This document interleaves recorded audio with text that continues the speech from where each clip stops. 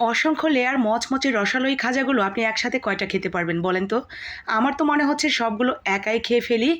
আজকে এই খাজাগুলো বানানোর পর আমার মা দেখে এত খুশি হয়ে গিয়েছিল, বাসার প্রত্যেকের মন জয় করে নিয়েছি। মন জয় করা রেসিপি তৈরি করার জন্য প্রথমেই হাফ কাপ ময়দার সাথে স্বাদমতো লবণ এবং পানি দিয়ে ডোটা এক সাইডে রেখে দিলাম ঢেকে।